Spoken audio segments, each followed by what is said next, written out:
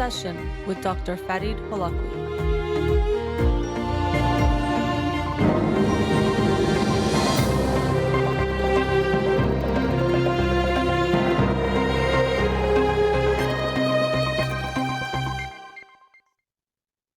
Good evening. Welcome to In Session. I'm your host, Dr. Farid Holakouee, and I'll be with you for the next hour. You're on Radio Hamra. As it's been for the past few months, our hearts and minds are very much with the people of Iran. I don't know. Mixed feelings have been my own experience, I think, from the beginning. Some things have not been mixed clear. The regime should be gone, and I want that as soon as possible because how they've treated the people of Iran for the last 47 years. And on top of that, the terror and destruction and harm they've caused around the world. So it's not just even limited to the people of Iran.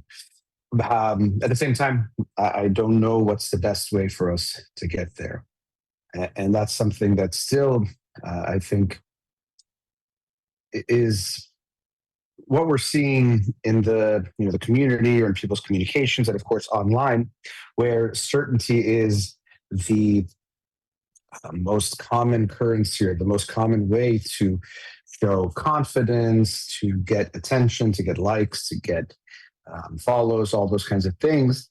And it's understandable. It's a theme I've covered a lot lately in general, but then also when it comes to what's happening in Iran, I think you can feel certain about certain things, like, as I was saying, let's say you want the regime gone or you want some kind of result. Maybe that's a way of putting it.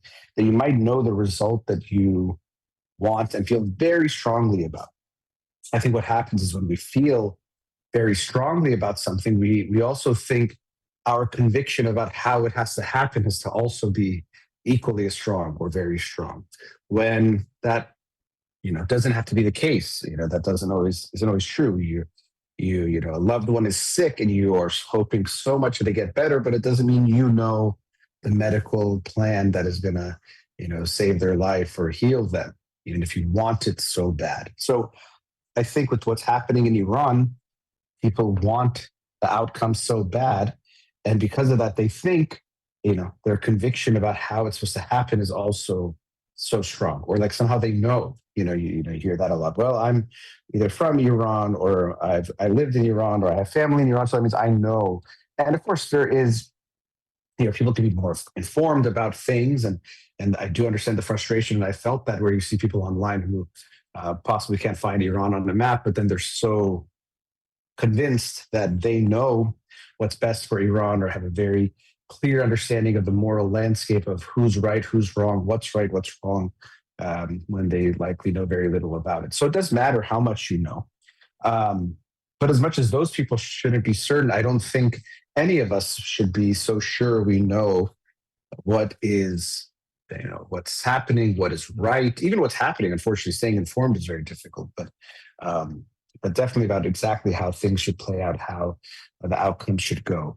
And psychologically, we can understand our desire for certainty, why we're attracted to certainty, why we look for it within ourselves, because it's much more comforting than the alternative, which is uncertainty, which is not being sure.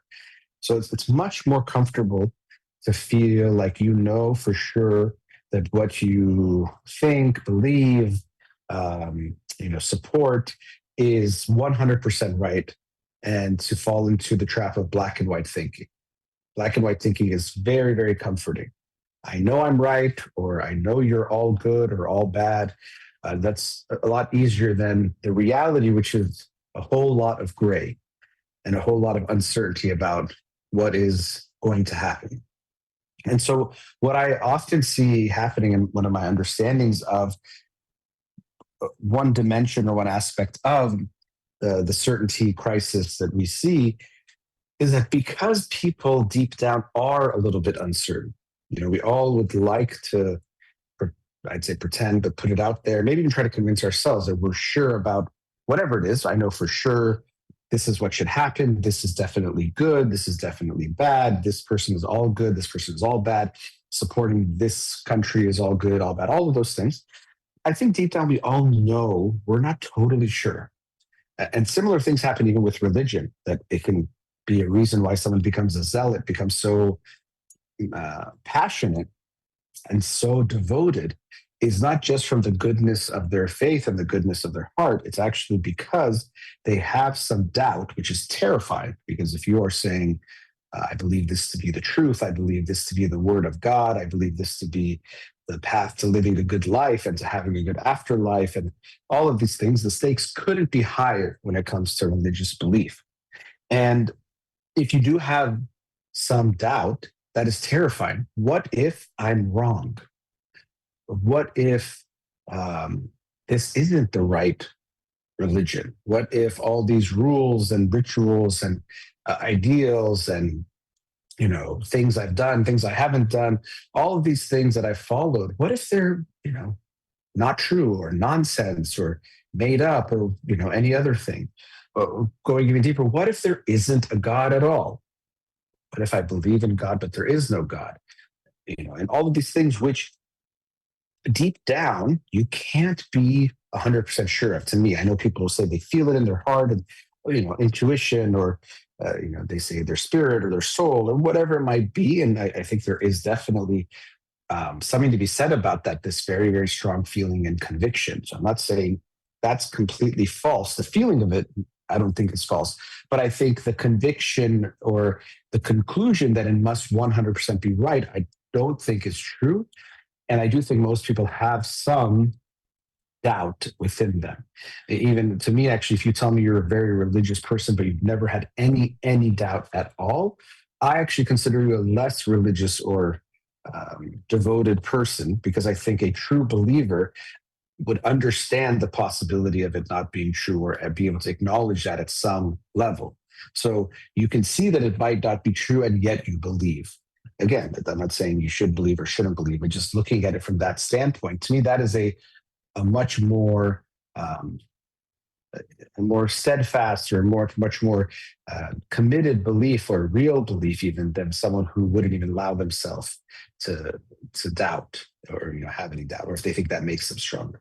Just like with anything, if you believe that your scientific theory is strong, you doubt that it could be true, and you test it through that doubt. So that's actually what you have to show, is that it could withstand all these tests to prove that it might not be true. Your theory or your instrument or your medicine or whatever it is we're talking about, you actually show that you can have doubt and introduce that to see what the result will be. Of course, beliefs are a bit different. You can't really do a scientific test, but nonetheless, you can reflect on them, think about them, connect to yourself what feels real, doesn't feel real, and allow yourself to then experience the potential doubt, and to see if it still stands up even without that, or with the doubt. So to me, I don't really believe if someone thinks 100% they know that U.S. and Israel intervention is definitely good. They say it's definitely bad. Sometimes things become more clear over time, but especially if we go back a few weeks, I don't think, or even to go further, I know exactly how it's going to play out, in whatever way. Someone could tell me they had no doubt. They know that it had to be exactly what they're saying, but I don't really buy that.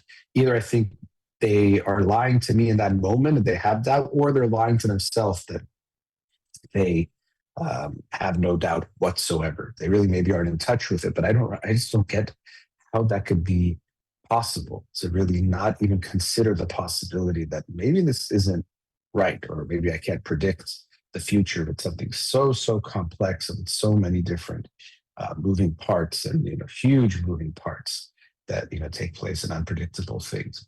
So when we have this doubt but don't know what to do with it, it's so hard to sit with it, to process it, and we'd rather for it not to be true. One of the things we can do to look at it psychologically is to project it, although sometimes projection can be expressed or explained in different ways, but to project it out onto sometimes specific other, or just others, or the other, kind of in a more abstract way, who are wrong. So, anyone who,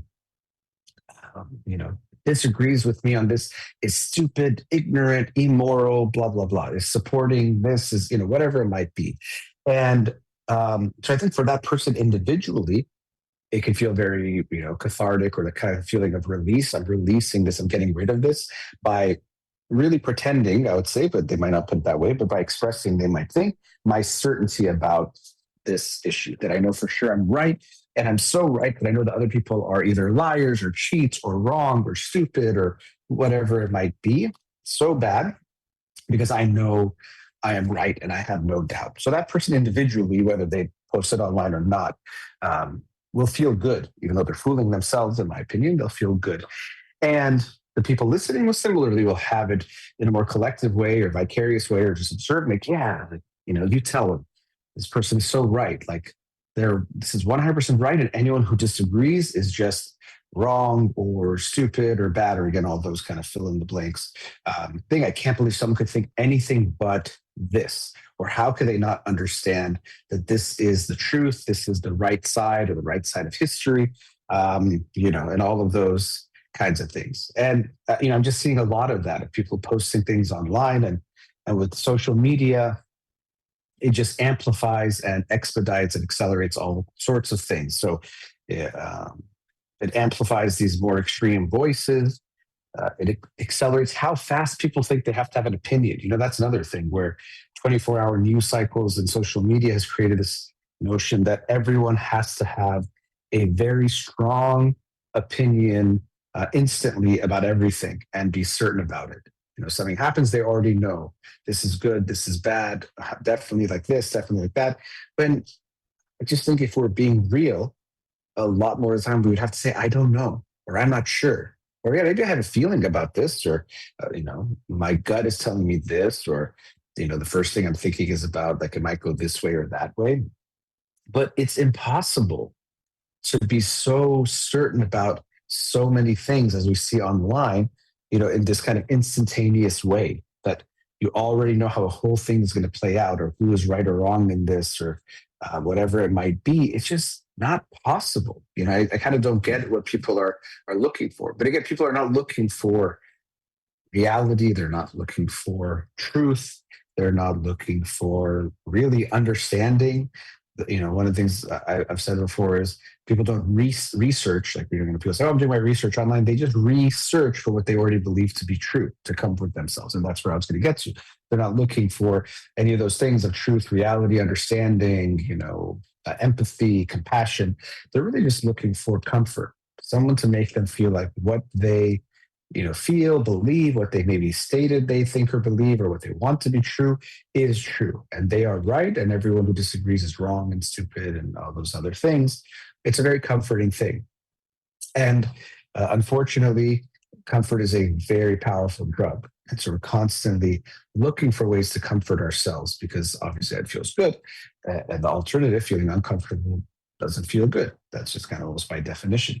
And so we're constantly being drawn towards these, explanations. It's similar, very different, but similar. The theme of comfort of, people will take very complex emotional issues and simplify them, or tell people that they don't need to feel guilty or feel some other bad feeling.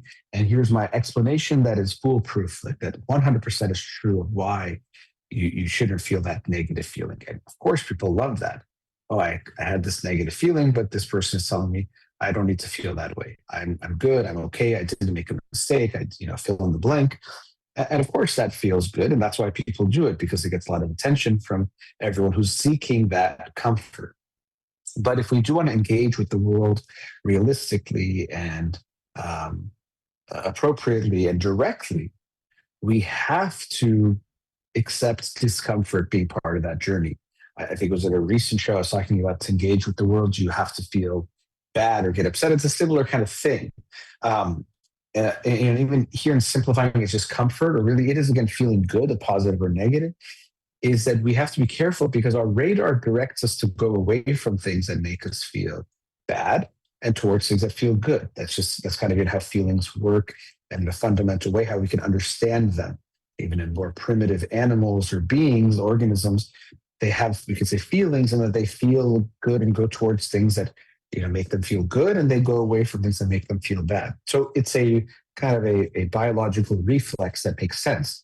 But if we want to be realistic with the world and realistic with things that are going on around us, we have to go into discomfort or not be afraid of discomfort, because often the more uncomfortable feeling or situation or understanding is closer to reality and closer to the truth.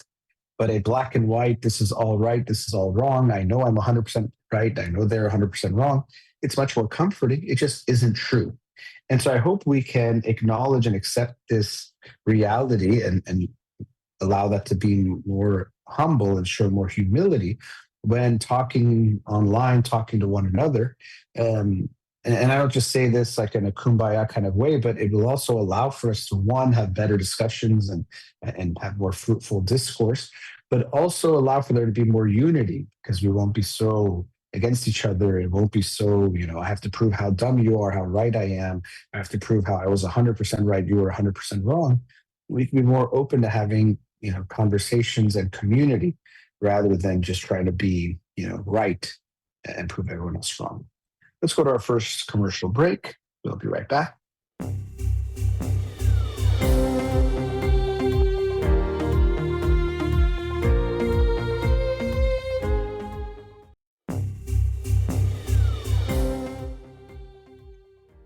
Welcome back. In the first segment, I was talking about certainty and how we often will see people trying to be more certain than they actually are because it's comforting. And so we seek certainty because it makes us feel comfortable. It makes us escape the anxiety of the reality of life, which is much more uncertain. And then when it comes to political situations, we often will seek certainty within ourselves and within others, because that is also more comforting, even though it doesn't reflect the reality, which is much more nuanced. And especially when it comes to prediction, really impossible to be so certain about how complicated geopolitical issues are going to play out.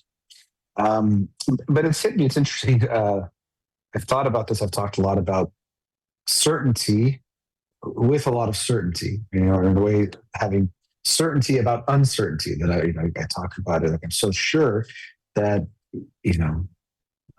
uncertainty is the truth and certainty is a fiction.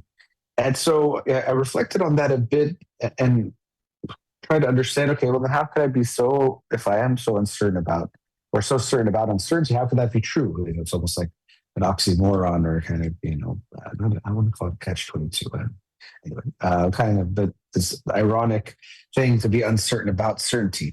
And I do feel that. And so I reflected on it, and I think, I don't know if I can say truth, but what comes to my mind is this sense that everything is in moderation, or nothing is black and white. Even uncertainty, as much as I think it's the rule, there are still exceptions. And so it doesn't mean that there's never a case for certainty or where certainty holds. And even that, of course, if we're being such sticklers, we could say, well, you don't have certainty unless you can say with 100%, certainty that something is true, or, something is going to happen or not happen, or predict things. And, then that also would limit the possibility for people who really genuinely know or are knowledgeable or build expertise about something to say something. Even a medical doctor will never be 100% sure. Should we never listen to them because, they're so uncertain?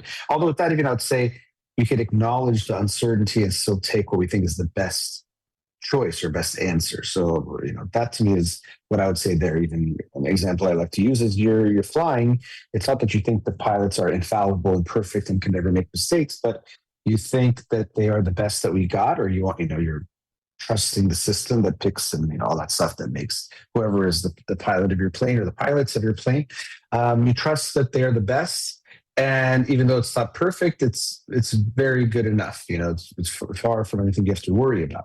So there's that too. But still, I think there is, instances of certainty that can make sense, where you are very, very certain. Might not be 100%, but it is strong enough that it can make sense to confidently follow that direction. So I think that's something that I have to reflect on, and that there can be certainty at some times, that we don't want to assume that no one could be certain, or we can always pull out this thing of, well, you can't be 100% sure, so what you're saying is not certain. I think what's the problem is we have a crisis of certainty where it's the other way around. the rule is certainty, and people think uncertainty is the exception. Or unfortunately, uncertainty makes you very unpopular or sound like you don't know what you're talking about. So sometimes someone could really know what they're talking about and be very certain, and it's good for them to be able to present that with certainty. Another thing about certainty is, as much as it's not, I would say, the reality almost all of the time, at times when we have to take action or in stressful situations, having certainty can be helpful. And also, certainty can be very helpful in the sense of when we have to take action to go forward with whatever it is we have decided to do, especially if switching or changing course is impossible or very costly. So, when we are in a stressful situation, I've talked about the medical situations. I personally don't want a doctor that says, like, I know for sure this is what you have to do. I'd rather they still present it with me with the understanding that they could see another option or another direction, or they can't predict things exactly. But it does feel good that a doctor who feels very certain about what they are doing. It's not like, I have no idea. We could try this or we could try that. Who knows what's going to help you? That's not comforting. And to me, that's not what I'm talking about when I say uncertainty means that we have to say everything is as possible as everything else. That's not reality either. So you do want, when you're, let's say, very, very sick or ill, or you need some really important help, it's nice to have someone who has that kind of confidence and certainty that they're going to get you out of it. They're going to get things, make you better. I'm actually thinking of the way I've explained how a parent can be there for their child, where I do think it's important to have some level of empathy. So you don't just not care. If your kid is crying to you, you show that it affects you and you feel it, to show that sense of empathy and connection and compassion. But then you also have this very clear sense that I know, we might even say, but I very strong belief that you're going to be okay, you're going to get better. So it's hurting right now, and that's I don't like that. That makes me sad. I don't want you to hurt. I care about that. That doesn't feel good. That must be really hard. And so it's not a but. And I know you will be feeling better soon. So I'm stay with you. I can hold you, kiss you, do whatever you need to slowly get you there. And it might take a little bit of time, but you're going to feel better. So there's this type of confidence and that certainty that you will be okay. And that really is reassuring and helpful, especially when you feel bad and if you're unsure. When someone gives you that reassurance that you're going to be all right, I know things will be okay. And I think sometimes people can overdo that. Sometimes we've probably all gotten that empty, oh, it's going to be okay, kind of a thing where, yes, it sounds nice. We'd prefer that to be the case, but you also kind of know, like, how do you know? There's no way for you to know, what's happening. You go, oh, I got a biopsy, and then, oh, it's going to be fine. Like, it's nice to hear that. Obviously, you'd rather hear that than for them to say, I know it's going to be cancerous. But you also know, like, well, you have no idea, obviously. Like, I mean, you weren't there. You don't know what I'm dealing with. You're not, let's say, if they're not a medical professional, but even still, they were, evaluating you. It doesn't really mean a whole lot. It's just this like kind of empty thing. But in general, when it does feel real or there's a reality to it, that certainty can be very comforting, and we need that. So again, there are cases where certainty definitely has value. So I'm not here to argue it's never good, it's always wrong.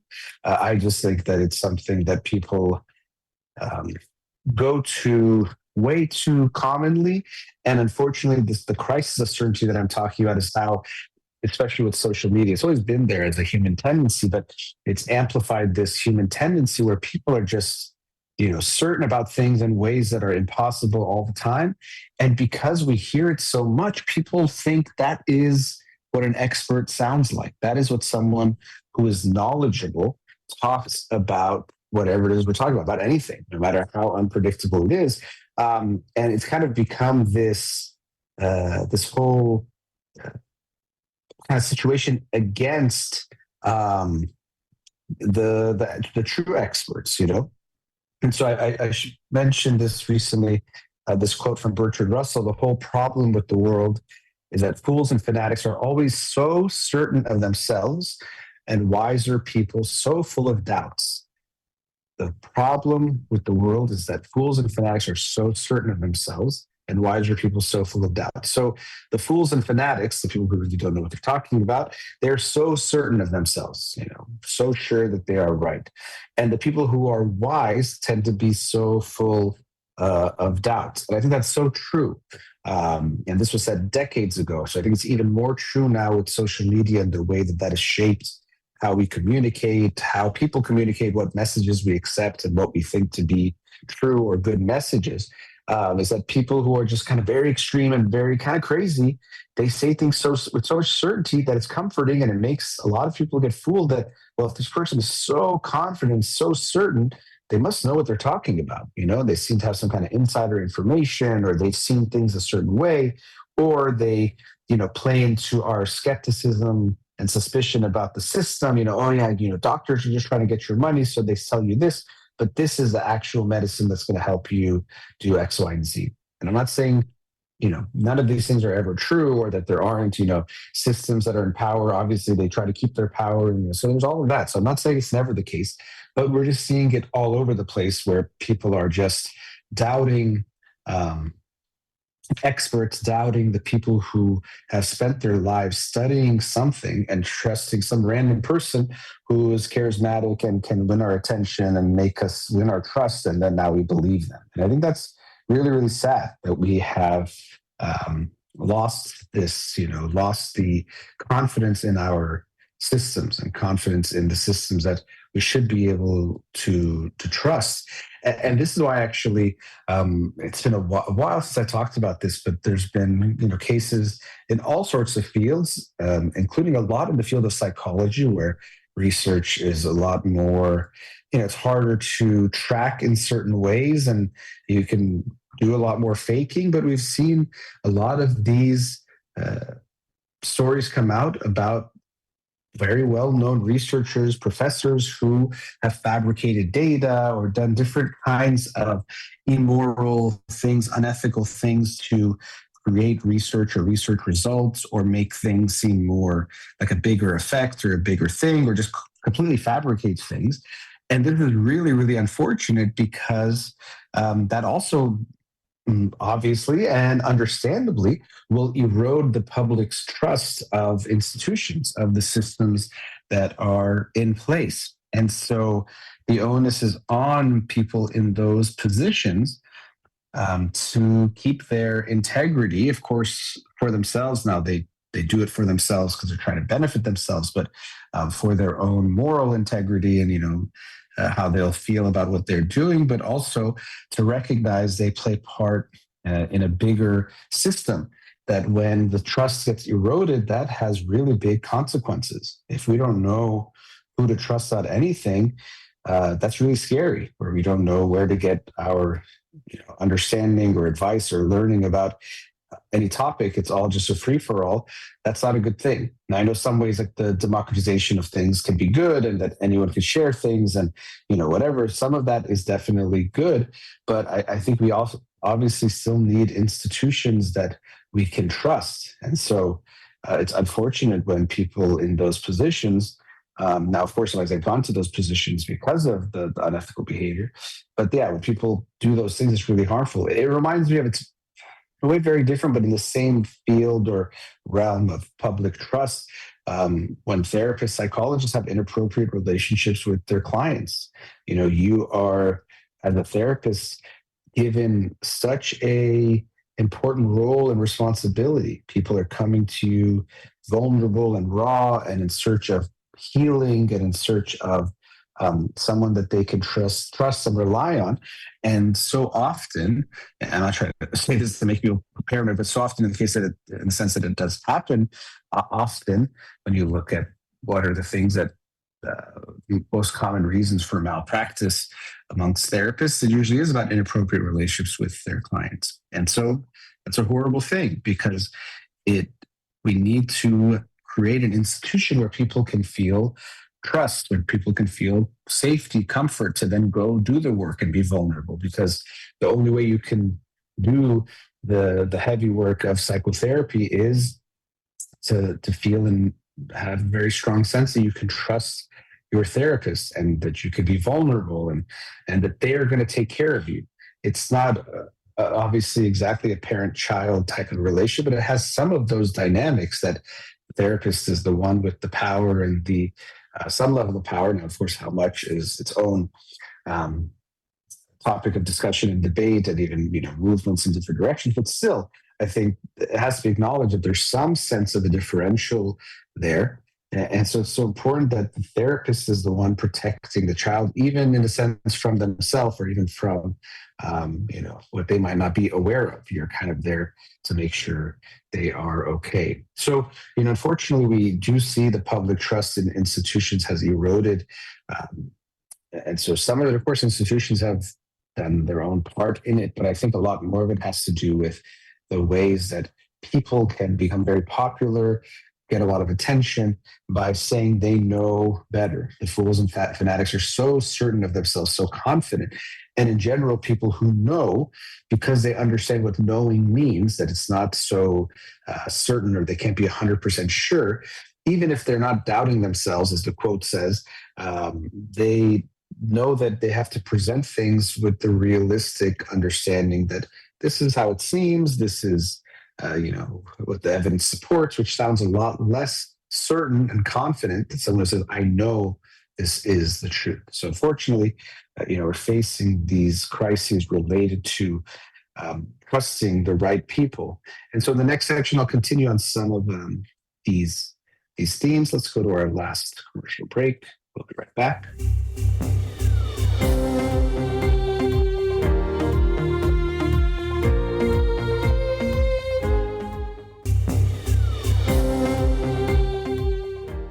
Welcome back.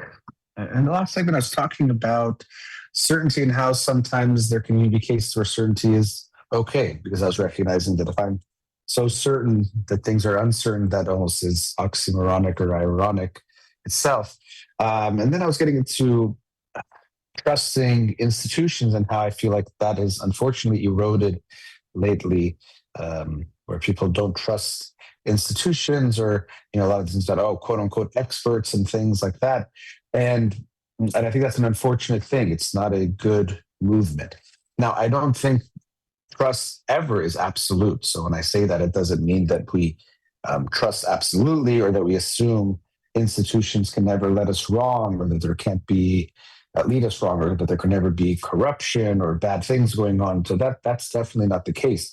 Let's think of science. Science is itself, as the work, is self-correcting, but I think also as a culture, it has to be self-correcting to look at what's good, what's bad, what that works, what doesn't work, what is breeding corruption, what is breeding distrust, what are the good things, keep doing those. So I think, culturally, it also has to be self-correcting. And I don't think it has that completely. There's a lot of things in science that we can see culturally are not healthy or not good, almost not following the scientific method within the culture or the way that things are done. So, there's no sense of 100% trust. And that's important to keep in mind, because you'll always find some case where, the experts or the people that we trust either got it wrong. So they were trying their best and they got it wrong. So we can't trust them.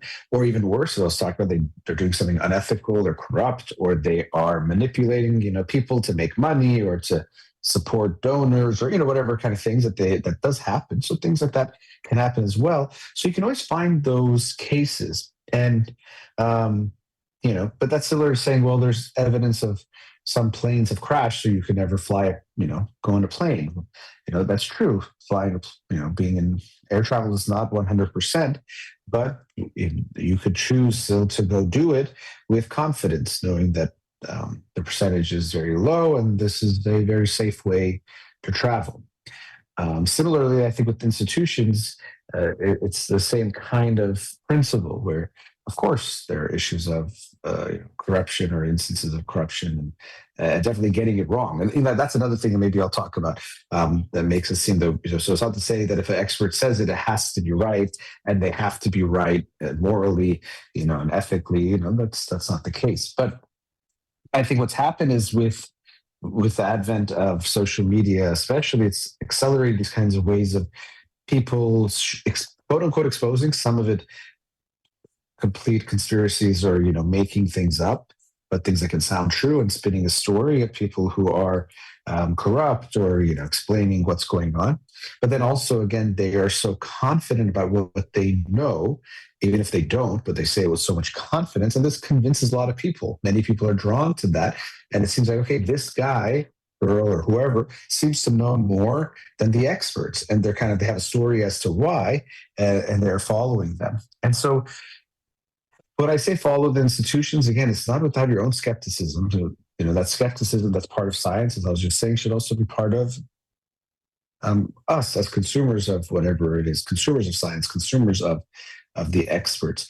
But I do think that when people are studying something for many years, or they're the people who are um, in charge of studying whatever it is for many years and having conferences and collaborating and working together, it would be foolish not to look at what they say as having value, and definitely having more value than what you could come up with on your own, or with what some random person online who says they have the answers and they're the true expert is telling you. Because so much of life, although we might not want to think of it this way, involves trusting, and even if you want to call it having faith in other people. Like I've heard that the sun is 93 million miles away from Earth, I think, something like that, whatever it is. But this is not based, I could say, oh, that's a fact and it's science. And so because it's fact and science, it's not belief, or has nothing to do with belief or trust.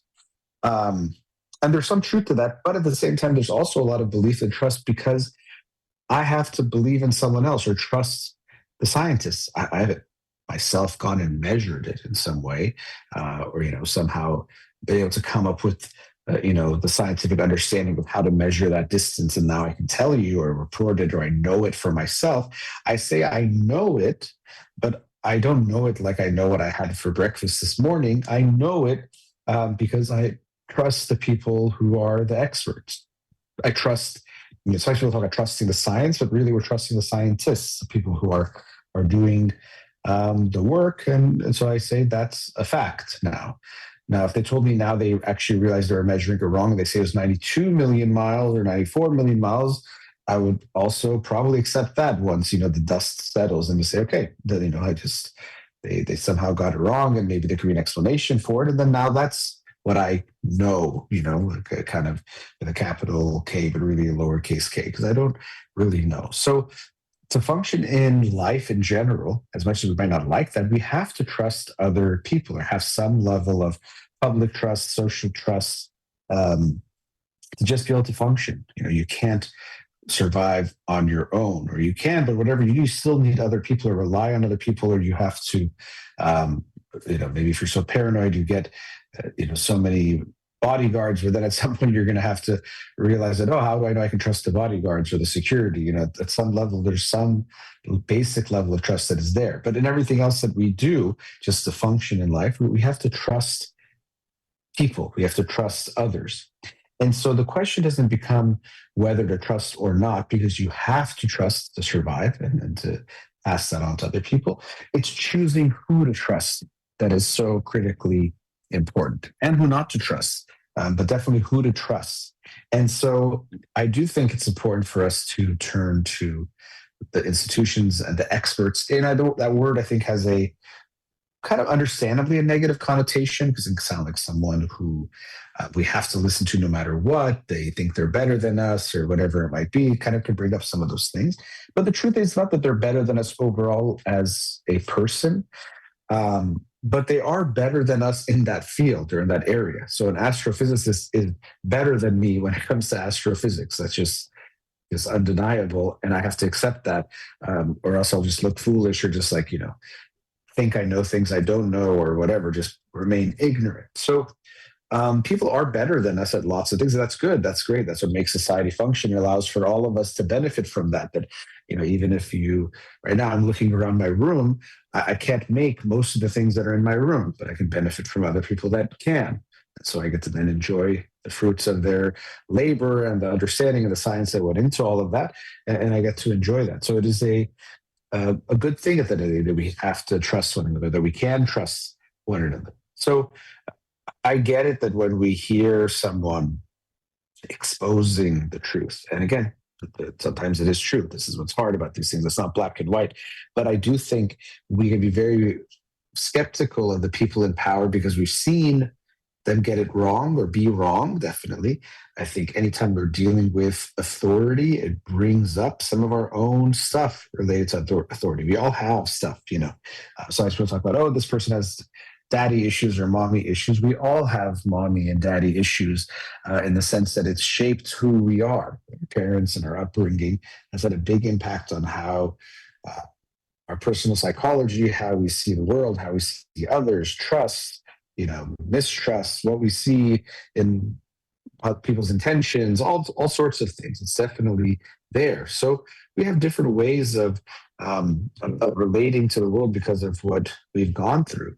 And so some of us might be naively trusting, and that's not good. You know, we trust without thinking for ourselves. And some of us are likely overly cynical, not even just skeptical and cynical of everyone and everything, that they all have bad intentions.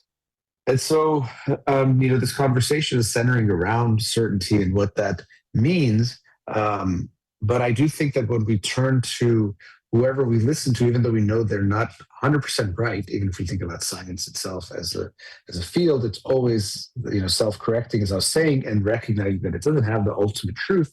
It's trying to get closer and closer to an approximation of truth and reality and understanding, not that it already is there. You know, things are just established. And so, yes, we're not 100% certain, but we can't be. So we have to recognize that that is not the goal. And so someone who is selling us that is just doing exactly that, selling us something, but it's not true or real. You know, they're saying, for sure, I know this is exactly what's going to happen. It's very, very comforting. You know, even in the healing spaces, people who say, oh, I know this is going to turn out okay for you, or I know this is the right decision. People go to a psychic who can just tell them for sure, this is going to go bad, this is going to go right, you should make this decision or that decision, even though it's so disempowering in the sense that it takes away your own power or authority to think for yourself. We're so afraid of uncertainty because of the anxiety that it gives us that we will turn to almost anyone who's willing to tell us certainty to get away from that. So we have to be very careful that we are drawn towards it. It is a comforting thing. It does sound right that if one person is not that sure and the other person is very sure, the person who's very sure must know more. That kind of is a basic thing. And most of the time, that is true if people are being honest and people are being real, or if they're aware of the situation. Someone is like, oh, I'm not sure what street is coming up next. And so it's like, oh, I know the next street is this. Most of the time we think, okay, maybe that person lives in this area or is driven on the streets. So they're more certain because they know. That's real. And, you know, in real time, it can make sense. But the problem is when there are incentives like, you know, making lots of money, having fame and attention and all sorts of things, well, that could skew things where people are no longer being real. So someone is being certain not because they actually know at the level they're describing, but because they know that that's going to get them attention. That's going to get them likes and follows and fame and possibly make them lots of money. So the incentives are there to come off way more certain than they are. And then I'm bringing you back to each and every one of us. We have to realize that we fall for these same traps. First, of course, as I'm saying, we fall for them in who we follow and listen to and who we think is right and who we might think is wrong, because we hear someone who's more certain, we think they must know what they're talking about. That's definitely there. But then also coming back to how we ourselves think and reflect, I think it's so important to realize that we are also comforted by being more certain. You know, we're comforted to posting something with more certainty, you know, so we might do that, but also in just thinking that we know for sure we have the truth, because it is much more comforting to tell ourselves that we can't be wrong, that we are definitely right, that we're on the right side of things. And that once we make that decision, when things play out, to stick to that. And so that's something I'm seeing here with what's happening with Iran, that whatever people have thought or believed or predicted, now when they're looking at what's happening, they're seeing it through that lens that they had to have been right, or they don't want to prove that they were wrong. And I think it would be much better if we can all accept we don't know a lot of times what's best. We also don't know how things are going to play out. And so even if you thought something to be true, a much more humble and realistic way of looking at things is to be able to acknowledge maybe you were wrong, maybe you couldn't anticipate everything that happened, and to genuinely look at what is going on around us. So be uncertain about certain individuals, people who are very certain about themselves, and make sure you don't fall into that certainty trap of trying to pretend to yourself and maybe even to others that you're more certain than you really can be about anything or most things, but especially with what's happening in Iran. All right, let's wrap up the show there. Thank you to Farid in studio. You've been listening to In Session with Dr. Farid Holakouee, Free Iran.